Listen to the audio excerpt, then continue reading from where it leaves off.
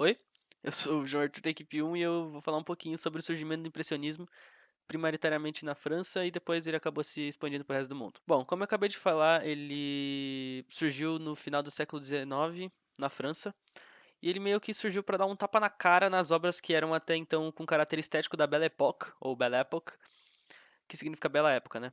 Pois o impressionismo trazia uma arte que não era nem um pouco acadêmica. Filosoficamente falando, ele apareceu a fim de expandir a visão acerca do surrealismo de Ferdinand Alquier, mais precisamente do livro Filosofia do Surrealismo, de 1977. A partir daí, iniciam-se as amostras das peculiaridades do impressionismo sobre teorias do amor, da imaginação e do mundo, tanto na Europa quanto no Brasil, visto que o impressionismo estava em ascensão no final do século XIX. Isso serviu para a extinção do romantismo em relação a outras artes, como a naturalista e a realista, por exemplo. Bom, o impressionismo buscava retratar a realidade com um toque de impressão. Era como uma reação romântica da época, mas sem todo aquele caráter estético do romantismo ou da Belle Époque. Porque o romantismo de fato era da Belle Époque. Era um movimento que buscava usar a luz em espaços externos, trazendo objetos sentimentais às obras, deixando diversas questões filosóficas dentro delas. Porque eles trabalhavam com uma realidade que ninguém via, só que estava lá. Essa realidade, muitas vezes, quase todas as vezes, era mais importante do que a própria obra em si. E era isso que trazia diversas discussões filosóficas para dentro das pinturas, da literatura e das esculturas, por exemplo, das músicas também. Os artistas que vão ser citados pelos meus colegas de equipe ao longo desse vídeo seriam imprescindíveis para a revisão e para a confirmação consequente, né, do início do impressionismo tanto na pintura quanto na literatura.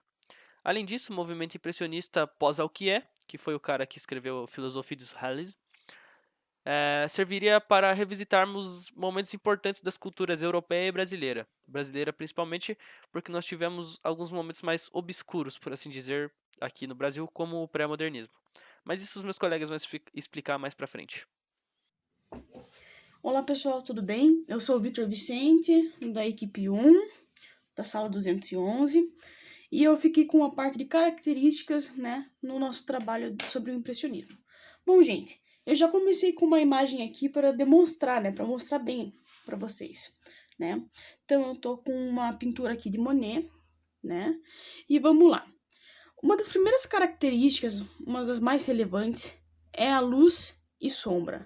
Eles tentavam retratar muito a luz, sombra e essa ideia de movimento. Então a gente consegue ver aqui, ó, o pôr do sol ali, bem carregado, e a sombra dele aqui, o efeito da luz, né? O efeito que a luz dá nos objetos ou na própria natureza. Como que isso vai afetar no ambiente em si. Aqui a gente também consegue ver um barco. Pode ver que nenhuma das figuras é nítida. A gente não consegue ver bem uma pessoa, ver o formato nítido. Também é uma outra característica.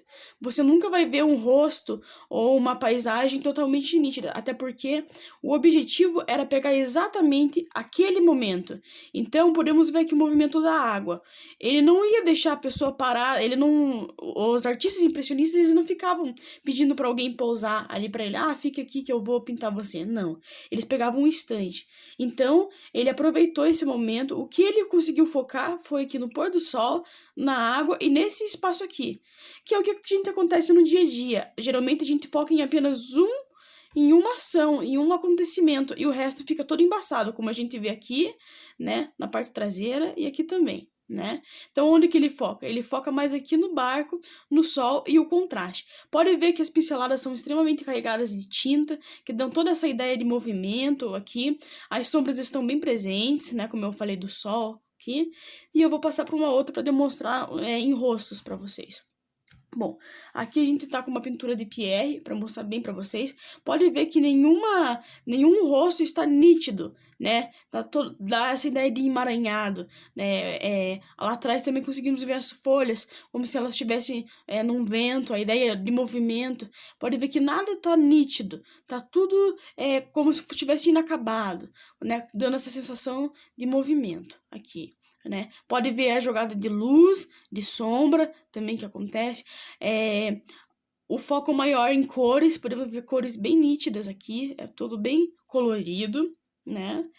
E as pessoas, ele foca também mais não foca tanto em traços específicos das pessoas. Então ele vai focar mais na barba de um, em características que vai, como que eu posso falar para vocês? Que vai simbolizar a pessoa, o que ele conseguiu retratar naquele momento. Não vai pegar e deixar perfeito. É realmente a ideia de movimento, é um clique, uma imagem que ele viu e ele tenta pintar rapidamente. Vamos ver aqui nessa outra. Olha lá. Lá atrás também a gente consegue ver claramente a ideia de luz e de sombra, a parte não nítida aqui das pessoas, que dá essa ideia de movimento. Eles também contemplam muito a natureza, então, ó, eles focam bastante. Mesmo não estando nítido, você consegue reconhecer cada imagem, né? Dá pra gente ver que aqui tem umas pinceladas ali mais carregadas, aqui a jogada de sombra em todo lugar, né? Então aqui pega o sol, aqui tem a sombra, aqui ele também trabalha a ideia da sombra, né? E como eu falei, a ideia de rosto não é nada nítido. Então vamos ver um pouco as esculturas. Nas esculturas, não sei se vocês conseguem ver, eu vou tentar dar um zoom aqui.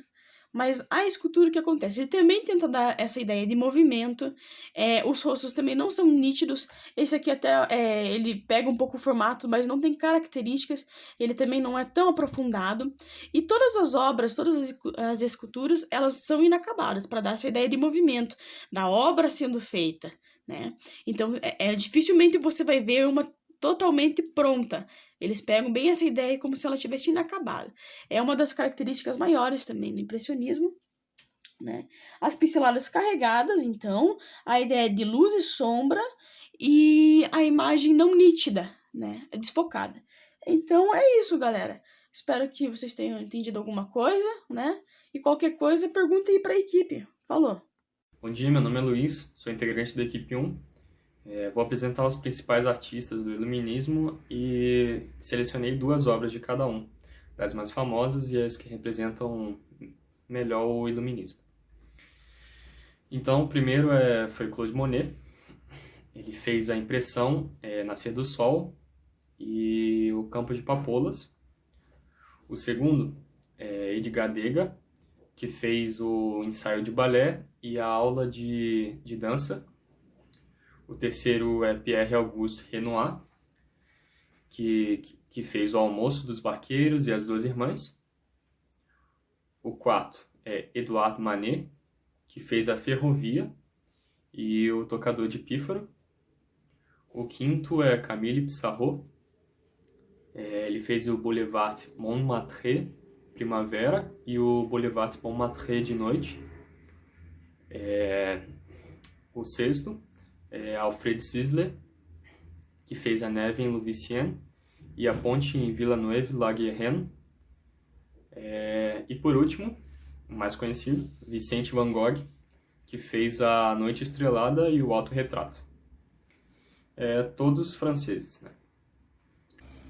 Oi, meu nome é Sofia, eu sou da equipe 1 e hoje eu vou apresentar os 3 principais músicos do movimento impressionista. Vamos começar com Claude Debussy. Considerado o pai da música moderna, foi a principal influência no movimento impressionista na música. Suas atitudes reivindicadoras proporcionaram uma mudança no gesto público que, ao se libertar dos tratados de harmonia e composição, começaram a apreciar a música conforme sua chegada aos seus ouvidos. O francês criou um sistema de acordes isolados, libertando-se da dureza e da frieza que regia a tradição musical quanto à harmonia. Os acordes de Debussy tentam remeter às mesmas pinceladas de Monet e outros pintores impressionistas aplicavam sobre telas. Devido a esse trabalho, o músico foi aclamado impressionista. Agora vamos falar sobre Renaud Rahn. Seu repertório é composto por ópera como La Marchande de Venise, balados, além de outras operetas, tais quais a conhecida como Ciboulette. Também se encontram composições de músicas de cenas, comédias musicais para Mozart, de Sacha Guitry, músicas de câmara, peças para pianos e mais outras canções que ele mesmo interpretava ao tocar piano. Vamos falar agora sobre Gabriel Urbano Fauré. No formato de missa, seu maior trabalho foi no Requiem, op. 48.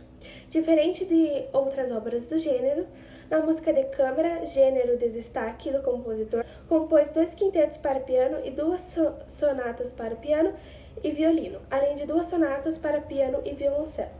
Como exemplo, temos as músicas PS de Gabriel Fauré.